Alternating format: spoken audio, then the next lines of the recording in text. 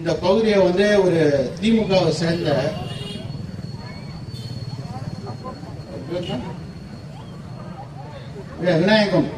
விநாயகமூர்த்தின்னு இருக்காப்புல. அவர் தான் இந்த ஏரியாவுக்கு வந்து அவர் தான் வந்து deputy commissioner, assistant commissioner, inspector எல்லாமே அவர் தான் கண்ட்ரோல். மொத்தம் மா சுப்பிரமணியத்துக்கு வலதுகாரம். மாவட்ட இளைஞரணி துணை அமைப்பாளர். அவங்க தங்கச்சி ராதிகா தான் இந்த பகுதியில் வந்து கவுன்சிலரா இருக்கிறாங்க. 22ஆம் தேதி வண்ணாந்துறை ஏரியால அவர் பையன் தனுஷ் வந்து அந்த பக்கம் போகும்போது வழக்கறிஞர் சஞ்சய் அரவிந்த்னு கார்ல போகும்போது 2 பேருக்கும் வாக்குவாதம் ஆகி இவர் வந்து போட்டு அடிச்சிருந்தாரு. இந்த பகுதி விநாயகமூர்த்தி திமுக பிரமுகர் வந்து விநாயகமூர்த்தியோட பையன் தனுஷை வந்து போட்டு அடிச்சு உடனே அந்த அட்வொகேட் அப்படியே பொதுமக்கள்லாம் சமாதானப்படுத்தி அவர் வந்து போயிடார். கலாச்சத்திரா காலனிக்கு அவர் ஆபீஸுக்கு போயிடாரு. ஆபீஸ் வந்து போயிட்டு அங்க மேல ஆபீஸ்ல போய் உட்காந்தவங்க உடனே விநாயகமூர்த்திட்ட கூப்பிட்டு சொல்றாரு யாரோ அவங்க பையன், இந்த மாதிரி வந்து அப்பா வந்து என்ன வந்து அடிச்சிட்டாங்கன்னா இங்கேருந்து 20 பேர் போறாங்க.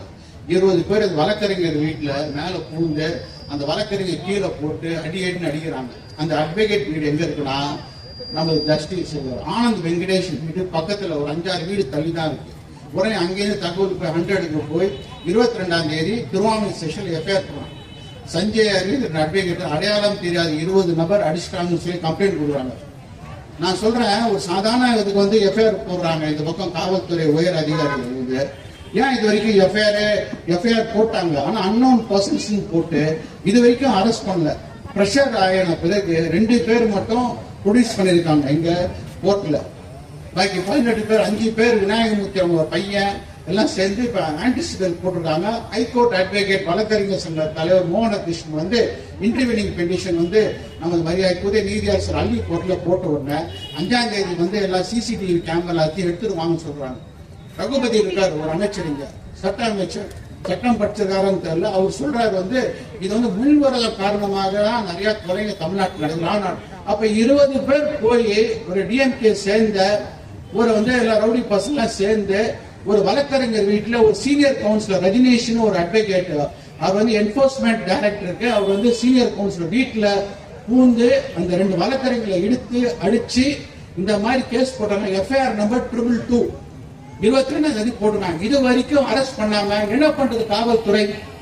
உடனே மா சுப்பிரமணியத்துக்கு போறாங்க. நம்ம மா சுப்பிரமணியம் அருமையான அமைச்சர், எதுவுமே தேட மாட்டார். அவர் சொல்லிட்டார் விநாயகப்பா நான் வரலப்பா, நீ போய் சொந்தமா நீனே பார்த்து. உடனே அவரு என்ன பண்றாரு, திமுக வழக்கறிஞர் யாருமே அவருக்கு வந்து சப்போர்ட் பண்ணல. உடனே அவருக்கு தெரிஞ்ச அட்வொகேட்டை பிடிச்சி அண்ணா திமுக வழக்கறிஞர் வேற ஏதாவது அட்வொகேட்டை வச்சு அவர் வந்து பெயில் போட்டு இந்த நிலைமையில வந்து இருக்கிறாங்க.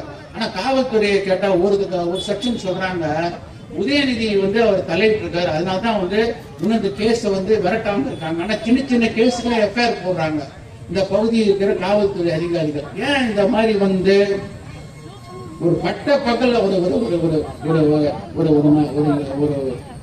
முக்கியமான தெருவுல வந்து ஒரு 20 பேர் வந்து போய் ஒரு வழக்கறிஞர் வீட்டுல உள்ள வீடு பூந்து அடிக்கிறாங்கன்னா இது வந்து சட்டம் ஒழுங்கு பிரச்சனை சொல்ல வேற என்னன்னு சொல்றது? இந்த மாதிரி நிறைய விஷயம் நடக்குது. இப்ப சென்னையில வந்து புது கமிஷனருக்கு இது தெரியுமா இல்ல முதலமைச்சருக்கு தெரியுமா அப்படின்னு தெரியல.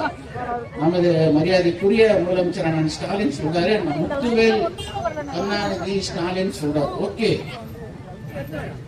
வந்து கலைஞர் தகப்பனார் தான், மிகப்பெரிய தான். சரி, அவர் அட்லீஸ்ட் வந்து அவர் இருக்கிற மாதிரி நீங்களும் கொஞ்சம் விரட்டி வந்து வேலை வாங்கணும். இல்லாட்டி ஒரு சரியான தகவல் தான் உங்க செக்ரட்டரி ஒன்ல இருக்கிற அதிகாரிகளோ உங்க இருக்கிற ஒரு பொலிட்டிக்கல் பிஏ சொல்றாங்கன்னு தெரியல.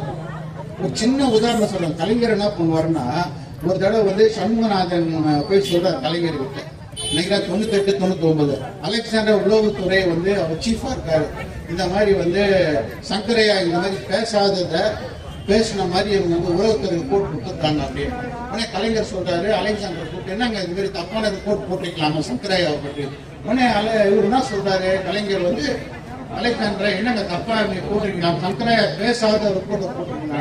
உடனே அலெக்சாண்டர் என்ன சொல்றாரு, அந்த ரிப்போர்ட்டை கொடுத்த ஒரு டிஎஸ்பியை கூப்பிட்டு, எப்பா நீ தான் கொடுத்தப்பா, உன்னை நம்பி நான் ரிப்போர்ட் காமிச்சேன் சிஎம் நீனே போய் வழக்கத்தை சொல்லுன்னு சொல்றாரு. உடனே அந்த கன்சர்ன் டிஎஸ்பி வந்து அவர் பேரை குறிப்பிடுவார். அவர் நேரம் போய் கலைஞர் கோபாலபுரத்தில் போன உடனே சண்முகநாதன் வாங்க, நீ தான் வந்து தப்பான ரிப்போர்ட் கொடுத்தியா, நேரம் கலைஞர்கிட்ட போன உடனே கலைஞர் என்னையா தப்பு பண்ணிட்டியாம, இந்த மாதிரி தவறான ரிப்போர்ட்டை போறியான்னு கேட்கிறாரு. இந்த மாதிரி வந்து உளவுத்துறை மூலியமா நீங்க வந்து சொன்ன ரிப்போர்ட்டை தான் நம்ம வந்து போட்டிருக்கீங்களா, வந்து ஐஜி போட்டிருக்காங்க. அப்ப அந்த அதிகாரி என்ன சொல்ற, உளவுத்துறை எந்த அளவுக்கு ஸ்ட்ராங்னு அந்த அதிகாரி சொல்றாரு.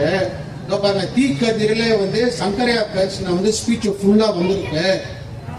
அதை வச்சு பேஸ் பண்ணி தான் நான் இந்த ரிப்போர்ட்டை உங்களுக்கு போட்டேன். ஏற்கனவே நான் போட்டிருக்கேன் என்னோட சோர்ஸ்ல. தீக்கதிரில் எவிடன்ஸ்க்கு இந்த வந்திருக்கு, இதை பாருங்கன்னு கொடுத்த உடனே கலைஞர் கூப்பிட்டு சண்முகநாதன் திட்டார்.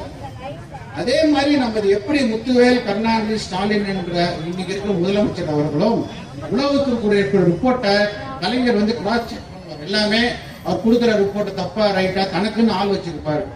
அந்த மாதிரி வந்து இப்ப முதலமைச்சரும் வந்து என்ன நடக்குது, இந்த மாதிரி வந்து ஒரு திமுக நபர் இங்க வந்து பகுதியில வந்து இந்த வந்து ஒரு லான் ஆர்டர் ப்ராப்ளத்தை கிரியேட் பண்ற அளவுக்கு இருக்கிறாங்க. இங்க இருக்கிற ஏசி டிசில என்ன பண்றாங்க நமக்கு தெரியல.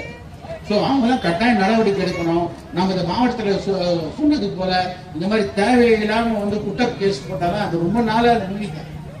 அதாவது எல்லாத்துக்குமே ஒரு உதாரணம் சொல்லுவாங்க, கடிகாரம் முள் ஒரே மாதிரி ஓடும், காலமுள் ஒரே மாதிரி ஓடாது.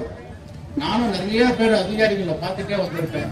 ஸோ இந்த அதிகாரிகள் வந்து தன்னை எப்போதும் அவங்க நிரந்தரமானவர்கள். அவர்கள் வந்து திமுக சொல்றதை நீங்க வந்து ரூலிங் பார்ட்டி சொல்றதை தமிழ்நாட்டில் இந்த மாதிரி ஆயிடுச்சு.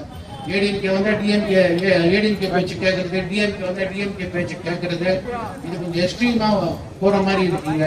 இதெல்லாம் வந்து தவிர்த்து உங்களுக்கு என்ன வேலை நடக்குதோ அந்த வேலையை நீங்க செஞ்சீங்கன்னா உங்களுக்கு நல்லது, எங்களுக்கும் வந்து பார்க்குற பொதுமக்களுக்கும் வந்து ஒரு தைரியமா நடப்படும். என்ன நினைப்பாங்க, என்ன இது ஒரு பட்டப்பகல ஒரு அட்வொகேட் வீட்டிலே புகுந்து இழுத்து அடிக்கிறாங்கன்னா எந்த விதத்துல நியாயம்?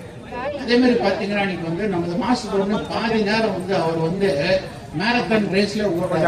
அவர் தொகுதியில ஒரு சின்ன குழந்தை வந்து ட்ரைனேஜ் வாட்டர் சாக்கடை ஒரு தண்ணியில வந்து ஒரு மெட்ரோ வாட்டர்ல ட்ரைனேஜ் கலந்து அதை வந்து குடிச்சிட்டு இறந்து போயிட்டாங்க. அது பாத்தீங்கன்னா 3 மாசமா அந்த ட்ரைனேஜ் ப்ராப்ளம் இருக்குமா. ஆனா பாத்தீங்கன்னா வந்து நான் அந்த வேலையை பார்த்தேன்னா ஜப்பான்ல இருக்கிற, அமெரிக்காவில் இருக்கிற அது மேரத்தான் கொண்டு ஓடிக்கிட்டே இருக்கிறாரு. தொகுதி வேலையை பார்க்கணும் யாரு, ஒரு மந்திரி. இது என்ன சொல்வாரு, நான் தான் வந்து வேக்சினேஷன் போட்டேன்னு. அந்த வேலையை இப்பயே வந்து அவர் ஏன்டா மந்திரி ஆகணும்னு பல பேர்கிட்ட வந்து புலம்பிட்டு இருக்கிறாரு. அந்த அளவுக்கு ஒரு அமைச்சராக ஒரு எந்த விதமான தொகுதியில வந்து என்ன பிரச்சனைன்னு தெரியாம இருக்காரு. இப்ப புதுசா ஒரு மாநகராட்சி ஆணையர் வந்திருக்காரு. ஆனா ரொம்ப நல்லது பண்றாங்க. நம்மளுக்கு குமரகோடு பாதி நேரம் போனே எடுக்க மாட்டாங்க. நல்லதுதான். இப்போ வெள்ளம் வரும், இப்ப வெள்ளம் வந்தா தெரிஞ்சிடும் என்ன நடக்க போகுதுன்னு. இன்னும் ஸ்ட்ராங் வாட்டர் ட்ரெயின் வந்து ஒன்னும் வேலையை முடிக்கல, என்ன நடக்க போகுதுன்னு தெரியல. இப்ப ராதாகிருஷ்ணன் போன்ற நல்ல அதிகாரிங்கன்னா போனை எடுத்து கம்ப்ளைண்ட் அட்டென்ட் பண்ணுவாங்க. குமரகோடு என்ன சொல்றாங்க, மந்திரி போனே எடுக்க மாட்டாருங்க. இப்ப அதிகாரிகள் நிறைய பேர்ட்ட விசாரிக்கிறேன்.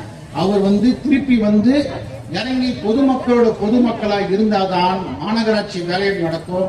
மெட்ரோ வாட்டர் அதிகாரிகள் வந்து நிறைய இடத்துல இந்த பிளாக் நடந்துட்டு வந்துருக்கு. அதே மாதிரி இங்க இருக்க கவுன்சிலர்கள் நிறைய பேர் வந்து கம்ப்ளைண்ட் வந்திருக்குன்னு சொல்றாங்க. அவங்க எல்லாத்தையும் திருத்திக்கு கொள்ள வேண்டும்.